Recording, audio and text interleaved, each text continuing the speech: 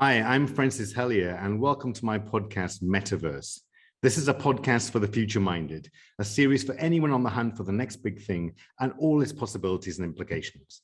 With each episode, I will chat to those at the top of their fields, from futurists in crypto and space travel to forecasters in business and tech. Together, we'll ask the question, what's next? Today, I'm joined by Marc Palatucci, Senior Foresight Associate at the Future Today Institute. Marc's research specializes in all things from new realities and the metaverse to digital fashion and the future of work and learning. He has served on the World Health Organization's Learning Strategy Advisory Group and is a senior deputy to the World Economic Forum's platform for shaping future of media, entertainment, and culture. Marc co-leads the MBA course in strategic foresight at the New York University Stern School of Business and also serves as editor-in-large for Office Magazine. Marc, it's great to have you on the show. Thank you so much for having me, Francis. Great to be here. A real pleasure. So let's start back to where it all began, Marc. Take us back to the beginning. What got you involved and interested in futurism in the first place? It's a great question. So I attended NYU Stern School of Business here in New York, where I'm based, many years ago, and was first exposed to foresight as a practice and a discipline through a course that I took there with Amy Webb, who's actually the founder and CEO of the Future Today Institute. So once I took that course, foresight is sort of an underrepresented skill and field in the business world, but a crucial one. And when I was in that course, I sort of took to it as something different and new, and by definition, very forward-looking, whereas sometimes the things you study in business school can be a little bit old-fashioned, let's say. So it really inspired me at that point. And I basically convinced Amy to let me work with her. And while I was in school, began writing for the Trend Report. And upon graduating, have just been working with her ever since and learning more about foresight and futurism as a field. It's really a fascinating one. Now, looking at the research you've completed to date, it specializes in new realities, e-commerce, digital fashion, the future of work, and so many more things. Why did you choose those particular fields? Well, it's interesting. I actually came from a background that was a little bit more kind of fashion and creative arts oriented. You mentioned a magazine that I'm an editor at large for. That's a magazine I founded with some colleagues.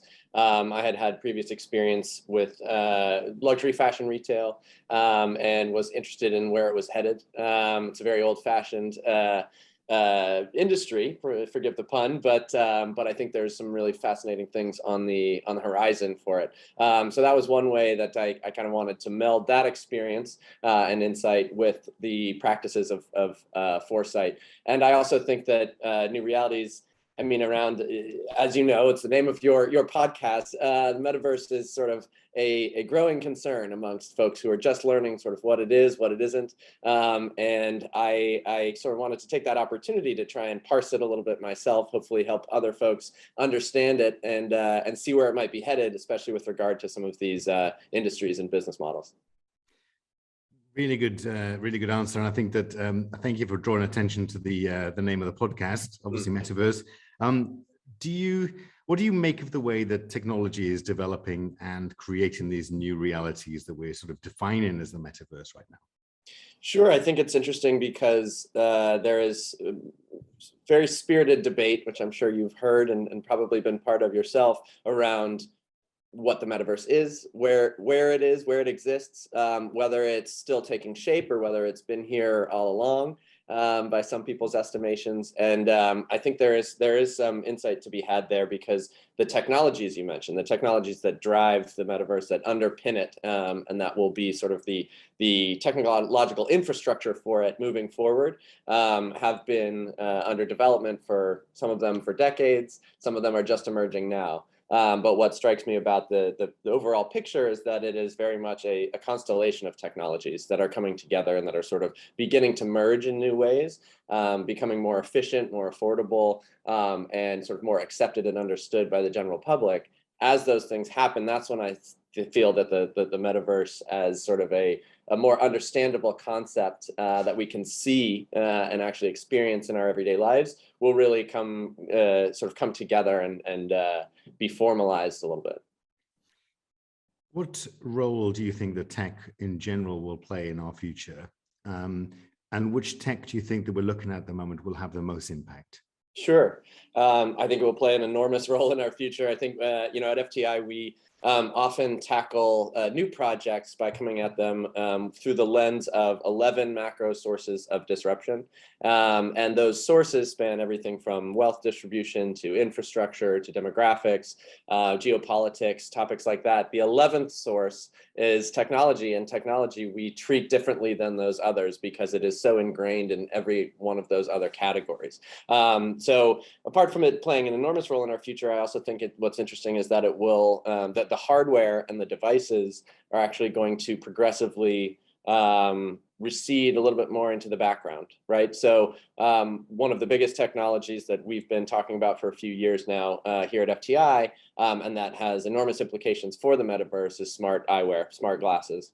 And that is it will mark this interesting shift basically from the hands-on experience of a smartphone, which all of us are so used to now. I like to call it the transition from hands-on to heads up, where we'll be able to actually witness and observe our surroundings while also taking in the information, the entertainment, the content that we already know and love from the internet, but that will become more immersive as it gets sort of overlaid, over our field of vision.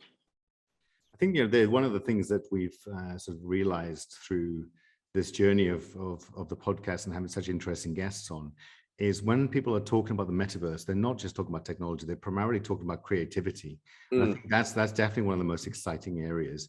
Is that there's a whole raft and range of new entertainment product out there that we can't even imagine yet, Sure. which is really, really exciting. So. Talking about FTI, the Future Today Institute, can you talk a little bit more about that and your work that you do there? Absolutely. So we are a global futures organization, and we function similarly to a management consultancy in certain ways. It's usually the easiest analogy for folks to understand who aren't familiar with it. But essentially, we consult with everyone from Fortune 500 companies to government agencies, nonprofit organizations. We also do occasionally do some work with Hollywood in creating the future for different TV and film projects.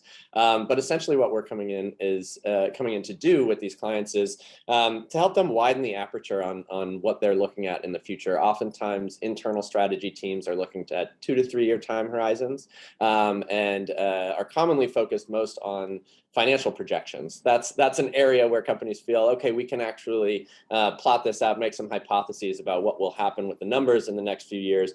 We try and totally sort of blow that out and have them look more at qualitative data as well that's available to us now, but push the time horizons out to 5, 10, 15 years in the future. So we can talk about the emergence of, let's say, a sort of a full-fledged metaverse and how that's going to affect a business model, because there's virtually no business that won't be affected by new realities and by the metaverse. And we also look at deep dives into a number of different emerging technologies that we feel are just ripe to disrupt really a majority of companies out there. And we have the pleasure of working with companies across a number of different categories. So from CPG to entertainment to insurance, there's really nothing we don't feel that we can add value to, because it's all of these other elements that we spend our time researching, discussing, and analyzing. Those are the things that tie all of these different industries together. So in addition to that work, the consulting work, we also release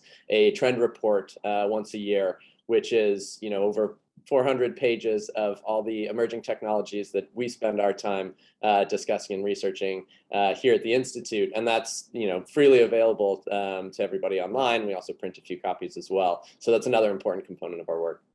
We'll add a link somewhere to that. Yes, that'd be great. I'm sure listeners would. The new one will be out in March. So only 400 pages to get through. That's quite the weekend. That's quite the weekend read, isn't it? Well, and the problem with the tech trend report is as soon as it drops, the next day a new technology will arise. But that's why we do it annually, and hopefully we've caught the majority of things of interest this year. And I look forward to sharing that with you all. Great stuff. Now let's talk through your work at the World Economic Forum. And specifically around shaping the future of media, entertainment, and culture. Can you talk us through, what happened, what's been happening there, and kind of where that project's going to go? For sure. I think, I'd love to speak to both the World Economic Forum work and also the World Health Organization work, because I think these are, global institutions essentially that are looking to employ some foresight for sure, and see sort of the writing on the wall, see where things are headed with regard to the future of media, if we put it broadly. And I think for the World Economic Forum, Amy, who I mentioned, my boss and the founder of FTI, she and I are serving essentially as in an advisory role in that program. And while it's been it was established even sort of pre-COVID, let's say, but the pandemic has obviously thrown things into a whole new light when it comes to the future of media and our relationship to it. And I mean, I think we need to also even consider what we're doing right now, having a video Zoom call as a piece of media, and a new format of media that we're getting used to. So I think, especially with the World Economic Forum, one of their interests is around, what will be, if any, some global standards that we can help to establish, or at least keep track of, with regards to how the metaverse is being controlled, and how media is being controlled in the future. And I think that the sort of protection of individual privacy is going to be a huge topic in that ongoing work. And again, coming up with sort of legal and economic frameworks that can help kind of underpin and stabilize the metaverse and all these new forms of media. Because as you mentioned, these technologies that are becoming more available to us now are just creating whole new formats that we've never even sort of envisioned before. And with that comes a whole new set of sort of rules to the game that we need to establish. I also mentioned the World Health Organization. That was a little bit more of a focused project where they were interested in building a sort of a curriculum and learning plan for global health literacy. But again, sort of metaverse conversations came into that for sure, because we talk about how people best process information, and whether that means maybe a synthetic media avatar that's been customized, personalized to them, that speaks their language or appears to speak their language, and can speak with sort of some of the cultural nuances that may strengthen their message with that particular person or that particular audience. So as you well know, metaverse touches really everything these days, and those have been a couple really interesting examples to take part in some global teams formulated from folks all throughout the world, who have different perspectives on where this is headed and how it might affect their communities and their societies. Amazing stuff. Let's go on a different tangent now. Sure. I'm a bit of a geek, as you can imagine, and sort of a sci-fi fan. Many films imagine what the future will look like, whether it's Space Odyssey, Back to the Future, Star Trek, etc. What do you think about the way that the future is presented in movies, and how do you think that's going to change going forward? So it's interesting. I think that there are sort of two general ways to go about creating a future for a piece of content or entertainment, or to tell a story. And one which we are less experienced with, and we spend less time on ourselves, is the sort of pure blue sky speculation. We know, sort of a few of the pieces of technology that might be cool in the future, and we're going to kind of throw them in a pot, mix them up, and see what happens. There's that, or there's, I came up with a story that I like, sort of a narrative for the future. Let's throw a bunch of technology on top of it and make it look very slick and cool. And then you end up with, almost more satirical style films, like I think of Demolition Man, for example, which I think was maybe a little bit more obscure of a movie, but I think was set in a year that's already passed. And if you look at some of the technology in the movie, and again, I think it was a bit tongue in cheek, but it's much more, let's have fun with this. This isn't really sort of based on data. What we like to do when we work with projects is, ground those projects in the present day, and then extrapolate based on the information that we have now to get us to a future that is plausible. We talk about a range of futures at FTI because we don't see it as a single monolithic concept, the future. There's almost a misnomer in calling it the future. We see a number of possible futures, and those can range from the probable to the plausible to the possible. And the probable might be a little bit too obvious, so maybe your sci-fi movie won't be so fun if it's just a clear and direct continuation of what we've got happening today. And the possible are going to be a bit more speculative, a little bit more maybe out there, pushing people's imaginations a bit. But the plausible is where you really find some stable ground where you can look at how the technologies we've got today have logically affected society and transformed it. And then that helps for the viewer to then, when watching that film or that TV show or even reading that book, to believe it, that then they really can feel that it is more tangible and more foreseeable. And that can actually be quite powerful, even in a movie that's exploring something that's a bit potentially far-fetched or out there. Anchoring it in the today is, I think, one of the most critical things that a sci-fi creator can do. Looking forward, so for example, the next 10, 15, 20 years, what are the technologies, apart from the things we've described already on this podcast, what are the technologies you think that are really going to come to the fore and fundamentally change what it is to experience entertainment or just general life, just life in general? Of course. Like I mentioned, smart glasses, smart eyewear is going to be a huge one.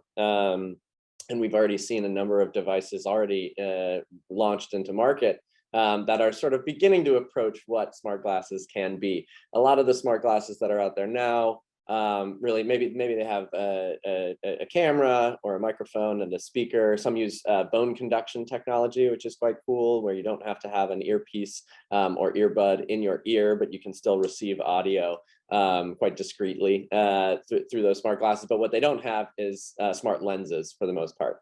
And that's going to be the critical component for really creating a more immersive audio-visual experience. So I think smart lenses, once those start making it into these new devices, smart eyewear devices, that's going to really be transformative for how we can experience media throughout the day. I think of the early days of the internet when it was something that you logged onto and then logged off of. And over time, we've now arrived at today where we're essentially always to some degree online, whether it's receiving an email or having a piece of data, sort of captured from our lives and then shared to the cloud. And sometimes that's even out of our control. So I think of the internet no longer as a binary. And I think the metaverse, as we describe it, is going to become a bit more like that in the future, so that it's something we sort of wade in and out of. Sometimes we are fully immersed in it. Sometimes it's more in the background, but something that is essentially ever present. When we talk about new realities, there's a subcategory of augmented reality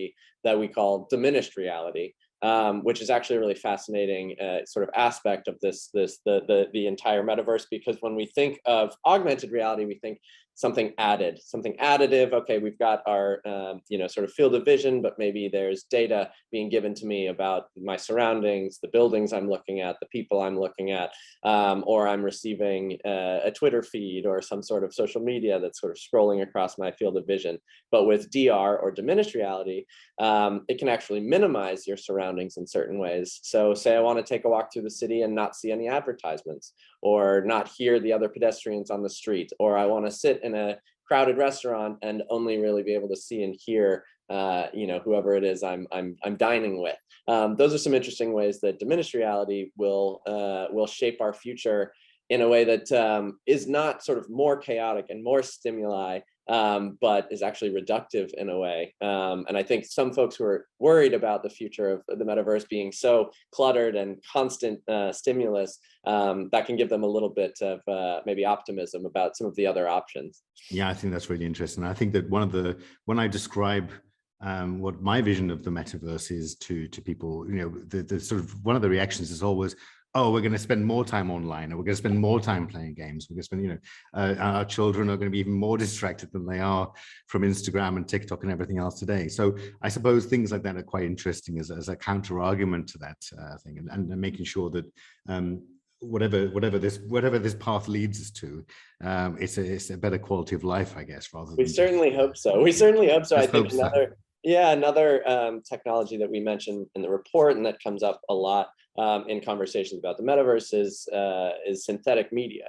And so being able to create the likeness of a person, whether it is an existing living person, you or I could be sort of duplicated, and an algorithmically generated virtual version of us could be, speaking with our voices, our inflections, even some of our knowledge and experience might be able to come through. That really brings up a lot of interesting questions about the future of work, for example, the future of socialization. When we talk about identity in the metaverse, it becomes a much more fluid thing.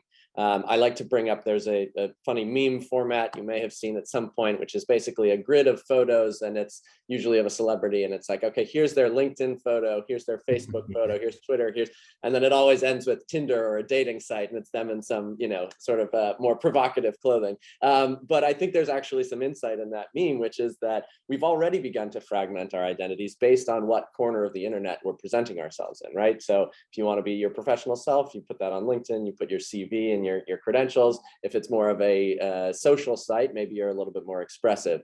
And when we think about the future of our online profiles really becoming avatars, not just sort of a profile photo and a little blurb about ourselves, but actually dynamic, animated, sort of moving versions of ourselves, then we can think about how different avatars may occupy different spaces online and may actually be able to carry out anything from interviews to attending a virtual social event, maybe able to carry those things out simultaneously. We could theoretically be in two places at once, let's put it that way.